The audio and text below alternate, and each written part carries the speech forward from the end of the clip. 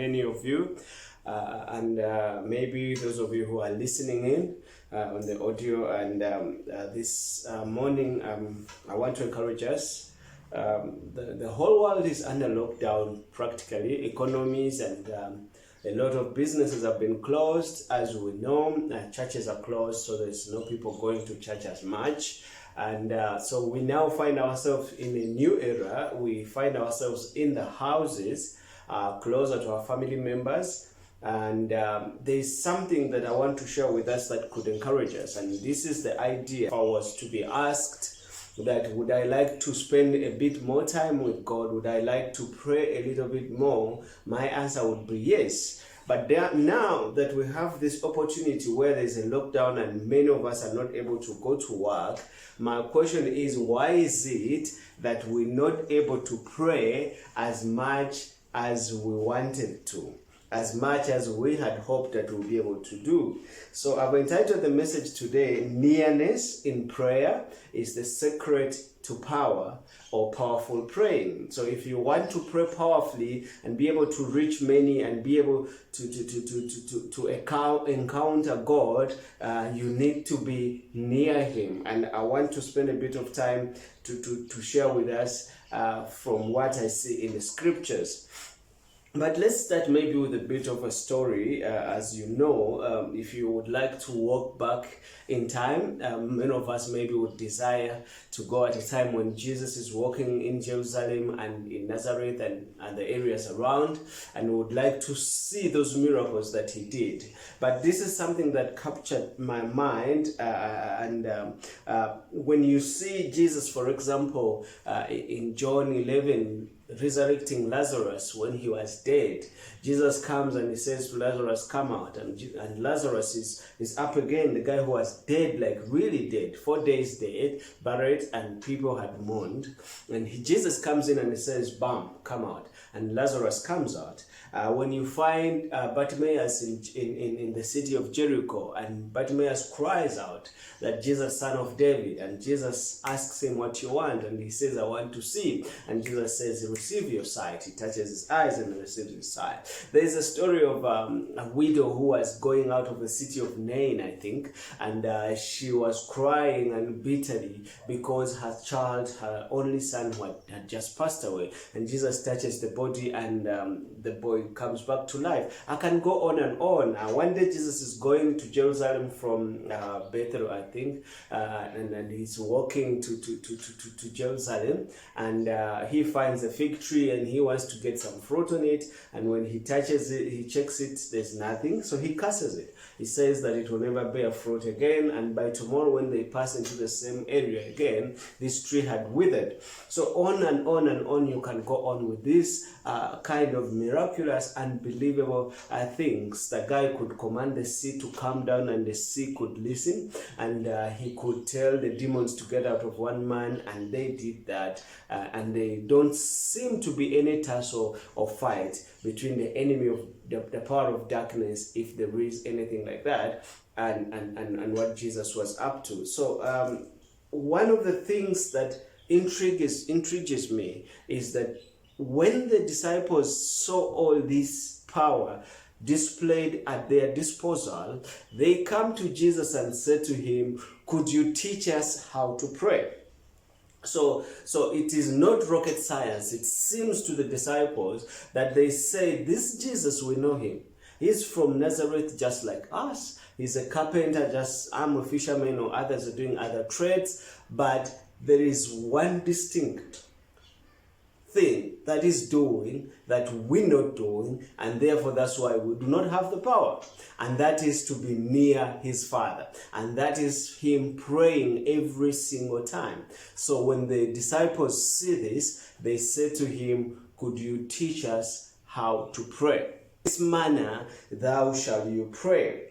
So He says in verses 9, in this manner therefore pray, our Father in heaven, hallowed be thy name, your kingdom come, your will be done on earth as it is in heaven. Give us this day our daily bread, and forgive us our debts as we forgive our debtors, and do not lead us into temptation, but deliver us from the evil one, for yours is the kingdom and the power and the glory forever. Amen. So Jesus says to them, this is the kind of prayer that you should pray. When you come to pray, you must remember that God is your Father. He's your Father, not like your earthly father. He's your Father who can supply all your needs abundantly. He's your Father who knows even what you feel. So I think one of the things that I see here in this prayer is Jesus is saying to his disciples that do not try to doing God. Don't try to pretend that God doesn't know what is happening in your life. Just pray as it is. Our Father who is in heaven, your name should be glorified all over the earth, and that's what we're working towards. May your kingdom come and your will be done on earth, because that will is being done in heaven. And we ask you for our daily bread. And even in these days, some people might struggle to have food on their table. And there is Jesus saying to us that we must go to the Father and ask for our daily bread. It's very important that he's saying we must ask for our daily bread. He's not saying we must ask for our monthly bread. He's not saying we must ask for our year's bread. So today, if you have bread on your table, if you have food on your table, that food should be a guarantee enough that God will provide for your needs tomorrow. So you must have that peace that he who provided today's meal will provide tomorrow's meal.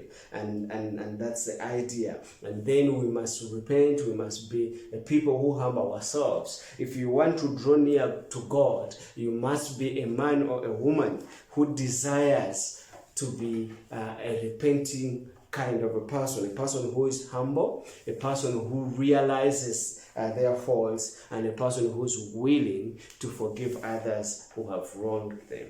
So prayer causes us to draw closer to God in the manner that Jesus indicates in Matthew chapter 6, verses 9.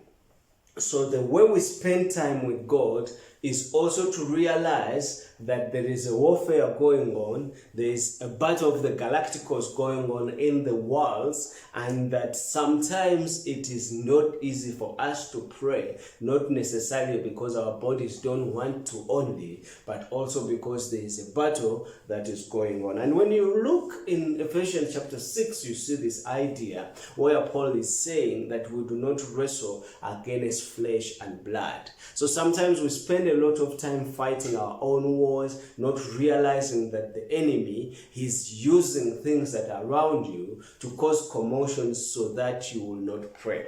A Christian who does not pray is a weak Christian, therefore is a defeated Christian, therefore the enemy doesn't need to worry about them. The moment you open your mouth to speak the oracles of God, the enemy is on fire. The enemy realizes that now you are waging war against them. So there is all kinds of principalities and princes and all kinds of things that are happening around, but we are called as a people to keep on drawing ourselves near to God. And when we do that, the nearness of our lives, we are able to conquer even things that we will not be able to catch.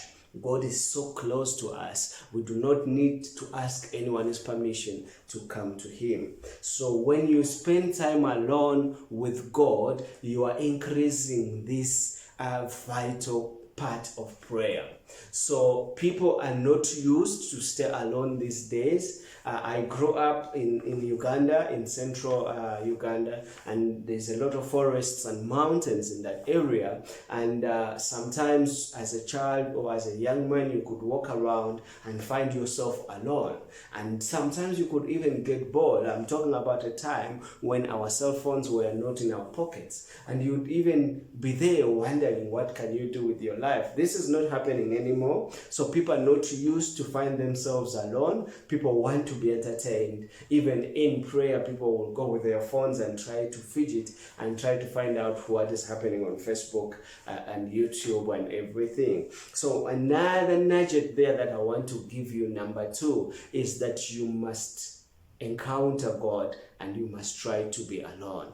The most powerful people that we see in our day are those who are willing to spend alone time with their Father.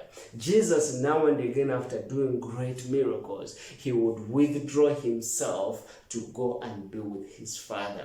And he would spend that time to replenish the storehouse, to replenish the fuel that has gone out.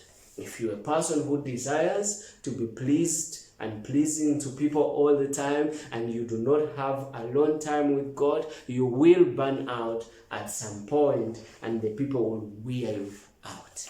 So you must ensure, you must make sure that you spend a time alone with your Father. There's that word, St. Augustine of Hippo. Those of you who know him, Google him maybe.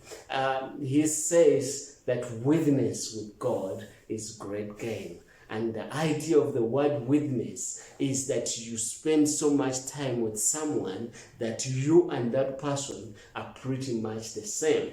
We want you to pray, we want you to spend time with God so that the enemy can confuse you with the most powerful of Christians that have come along. May people see you and realize that you're coming from the throne of God because you have been praying. The other thing that I want to mention as I close is that we must reduce on the distractions.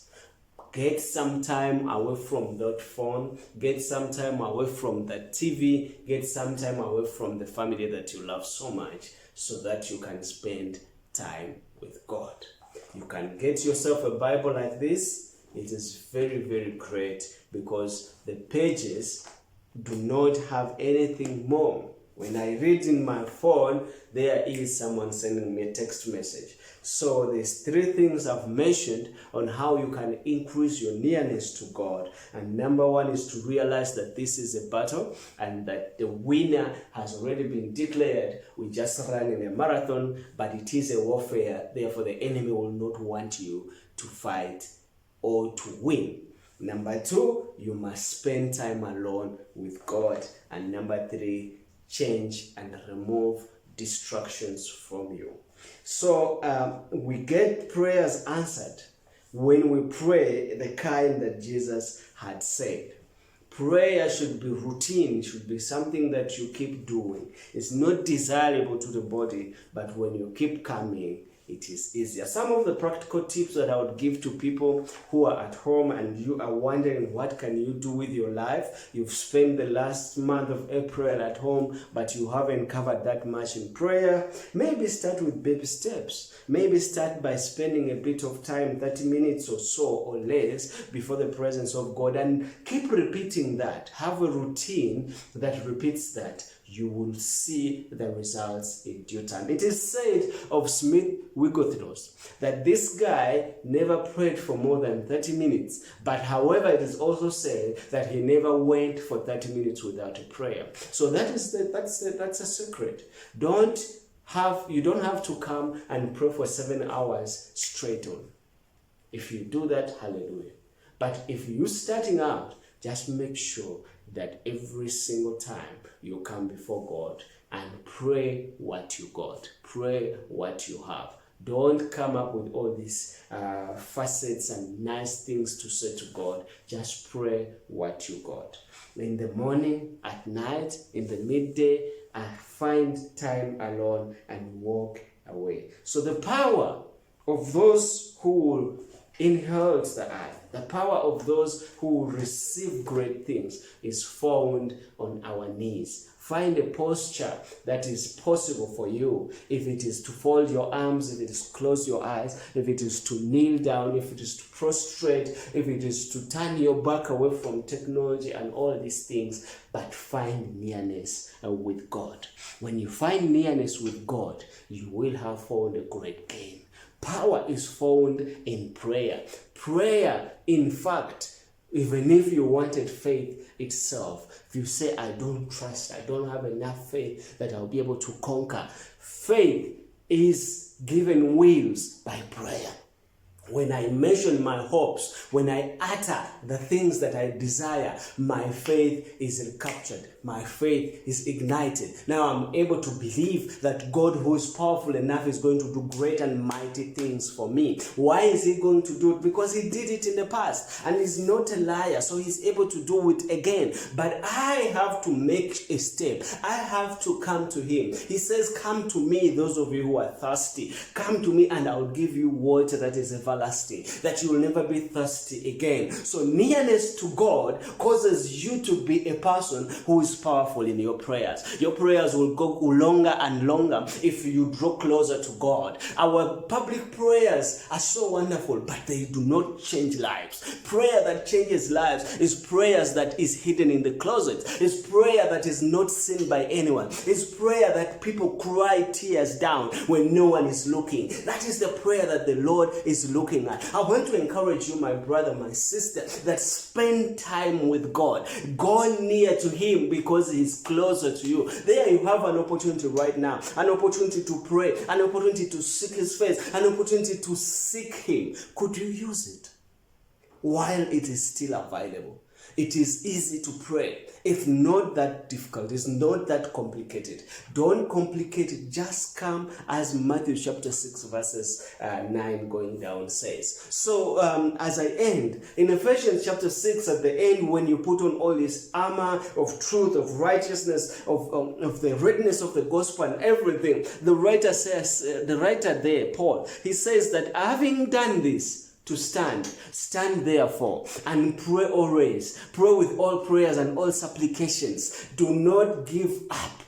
So the idea of wearing an armor to be a fighter, to appear as a soldier, is so that you can go out on war. Can you imagine if all the soldiers would dress up as soldiers, as great knights, and then they stand on the streets of the roads without going to battle our enemies? We would ask them, why did they have to wear that? So when we get ourselves ready, the writer says, then we must pray therefore. We'll get ourselves ready to stand, but to pray. So prayer is a great grace that will make us pass through even this time. I want to encourage you to keep on praying. I've done a few videos there down on my timeline about prayer and different things. You must maybe check it out and see if it would encourage you. I would appreciate if you'd subscribe. I would appreciate if you'd like or share it with someone. I would appreciate if